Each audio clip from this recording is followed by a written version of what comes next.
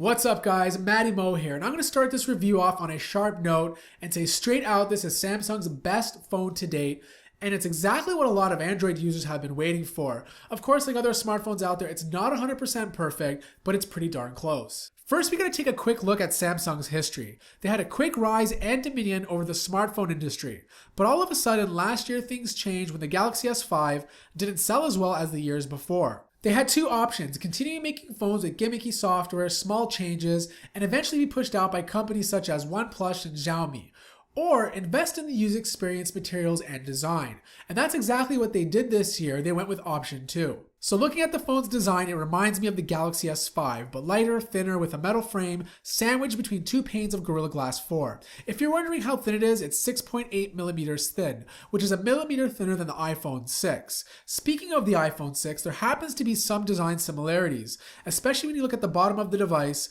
but even so, the phone still screams Samsung all over it. The phone feels very nice in the hand, but I have to warn you, it can be very slippery. Because of the way the glass curves into the frame and the overall curvature of the sides, you might want to slip a case onto this puppy. I've already almost dropped it a few times and would be ashamed to get any scratches on such a good looking device. Button placement is spot on, with the power button in the middle of the right side and the volume rocker on the top of the left side. One major change from all previous Galaxy smartphones is the speaker placement. First, they had their speakers placed on the back, but this time it now sits on the bottom. Overall, this is a better spot for the speaker, and the overall sound quality was good, but it obviously still doesn't compare to the quality of HTC's boom sound speakers. On the top still remains an infrared blaster, which allows you to control your TV or other home entertainment devices. Now let's talk about the front of the phone, more specifically about the display. It's still the same size as last year's model at 5.1 inches, but the biggest difference this year is the quality. It's now sporting a resolution of 2560 by 1440, which is QHD and packs 577 pixels. The bottom line is that it's complete pixel overkill, and I have to say, I love it. I love it so much to say that this is definitely the best QHD display I have ever seen so far. The colors are vibrant and not overly saturated compared to previous models, and the whites are closer to being actually white than any other AMOLED panel before this. Watching video and reading text is an absolute joy. Moving to the back, you have another panel of Gorilla Glass 4, which is a big fingerprint magnet, by the way, but the most notable object is the protruding camera. It is an eyesore as it does stick out a lot, which makes me nervous every time I place it down on my desk. I'm sure a case would solve the problem, but for those of you who don't use cases, you'll be cringing every time you place your phone down. A heart rate monitor rests beside the camera, which also acts as a camera button when using the front-facing camera for selfies. So here's the thing, most flagship devices this year will be using Qualcomm's A10 64-bit Snapdragon chip, but Samsung has decided to go with its own in-house CPU, citing overheating issues with Qualcomm's latest offering. The Samsung chip is called the Exynos 7420, which spec-wise is pretty much similar to the A10, but the biggest difference is that it runs a lot cooler and more efficient due to the size of the more compact 14nm design. So one question that I get asked a lot is which processor is faster, and for the most part they're pretty close in speed. However, when it comes to 3D graphics, the Adreno 430 GPU tends to be a little bit more capable than the Mali T760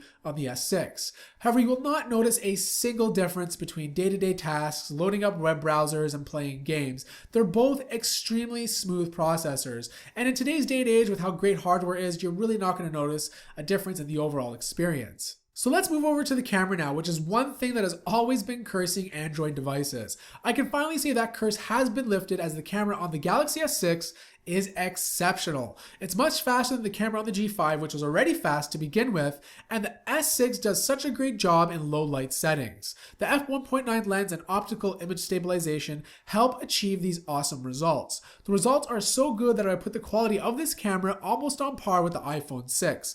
White balance can be off at times, and every now and then you'll get a little bit of digital grain. But don't let these negative comments dissuade you. I enjoy this camera, especially in a market of Android phones that are determined by specs and benchmarks. The camera has always been the one factor that leaves people disappointed.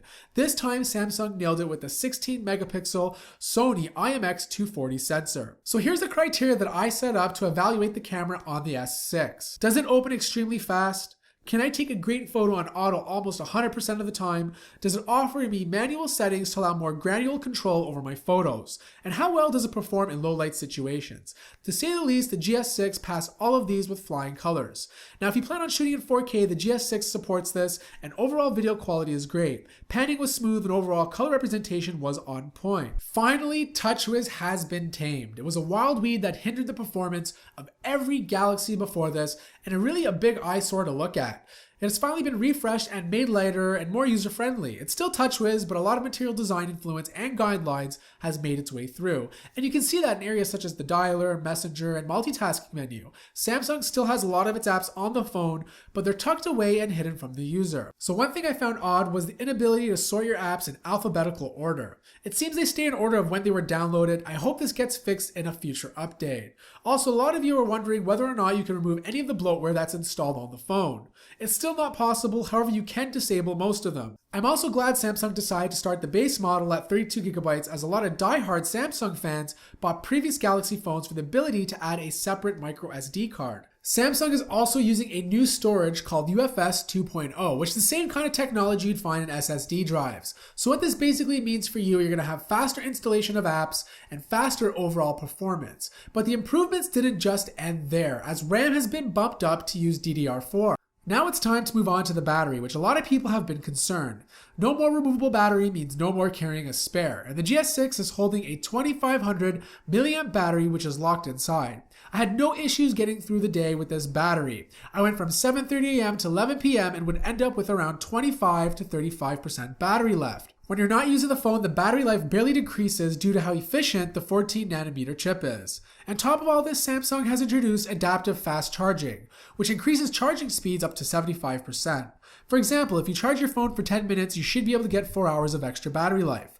But the battery goodness doesn't end there, as you can now wirelessly charge your phone. The GS6 now supports Qi and PMA charging, which are the two default standards. The last thing I want to talk about is the fingerprint sensor. If you've used Apple Touch ID, then that's exactly how the fingerprint sensor works on the Galaxy S6. You place your finger on the sensor and it'll automatically unlock your phone. It supports up to 4 fingers and works extremely well. I honestly didn't realize how much I prefer unlocking my phone with my finger than entering an actual passcode. It's just that much more convenient. You can't make any app purchases on the Google Play Store, but it can be used on Samsung's App Store, which has a very small selection. The bottom line is that the Samsung Galaxy S6 is the best phone Samsung has ever made. In my opinion, the best Android phone you can buy today. It has an amazing screen, premium design, solid camera, and screams with fast performance. The only reservation I had is the mediocre battery life and protruding camera, but fast charging and a case should solve those issues. Now, if you can't decide between this and the more expensive Galaxy Edge, stick with this. The Edge is nice to look at, but doesn't offer any compelling reasons to buy it over the regular Galaxy S6. Now, if you guys love the look and feel of the new Galaxy S6, give this video a big thumbs up. I want to know what your opinion is in the comments below. And I just want to say thank you guys so much for watching this video, and if you haven't subscribed to the channel already, please go ahead and do so you can see more awesome videos like this one. And I'll see everybody in the next episode.